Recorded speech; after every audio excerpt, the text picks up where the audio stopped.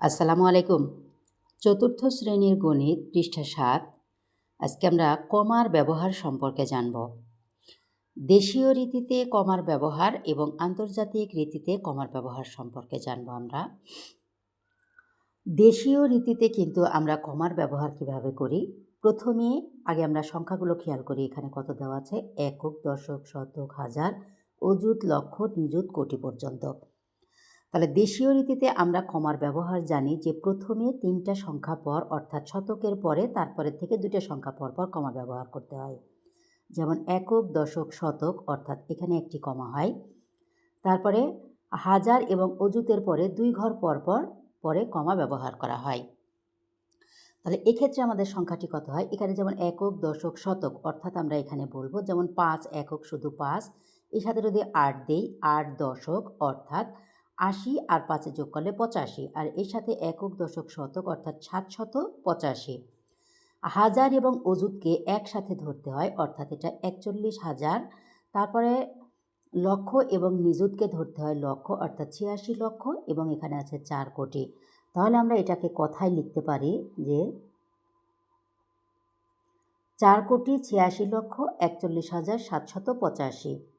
4,86,41,785। এটা হলো আমাদের দেশীয় রীতিতে। আন্তর্জাতিক রীতি অনুযায়ী প্রথমে 3 ঘর পরে কমা বসবে, মানে প্রত্যেকটারই 3 ঘর পর পর কমা যাবে। যেমন এখানে আমরা প্রথমে শতকের পরে একটি কমা দেব, তারপরে এখানে হাজারের ঘরেও 3টা হবে। শতকের ঘর যেমন এখানে 3টা ঘর পরে কমা হলো, ঠিক হাজারের ঘরেও 3টা সংখ্যাকে ধরে তারপর কমা বসাতে হবে। এরপরে যদি আরও সংখ্যা থাকে এখানেও 3টা ঘর পরে কমা দিতে হবে। তারপর আরও সংখ্যা থাকলে, মানে এটার আন্তর্জাতিক রীতিতে হচ্ছে 3 ঘর পর পর কমা হবে। তাহলে এখানে আমরা এই সংখ্যাটাকে ধরতে পারি হচ্ছে 785, আর এই সংখ্যাটাকে বলবো আমরা হাজার, আর এখানকার যে সংখ্যাটা থাকবে এই সংখ্যাকে আমরা বলবো হচ্ছে মিলিয়ন।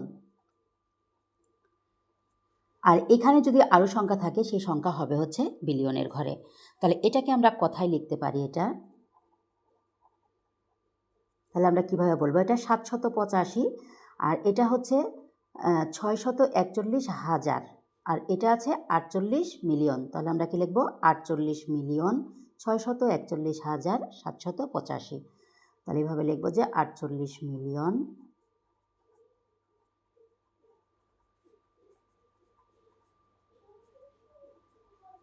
মিলিয়ন 641,000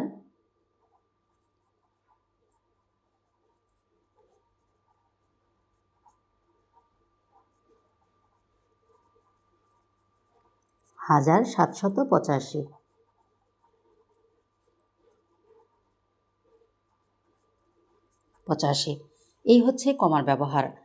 কমা আমরা আন্তর্জাতিক রীতিতে আমরা বুঝবো 3 ঘর পর পর কমা বসবে, এবং দেশীয় রীতিতে প্রথমে 3 ঘর পরে কমা এবং পরবর্তীতে 2 ঘর পর পর কমা হবে।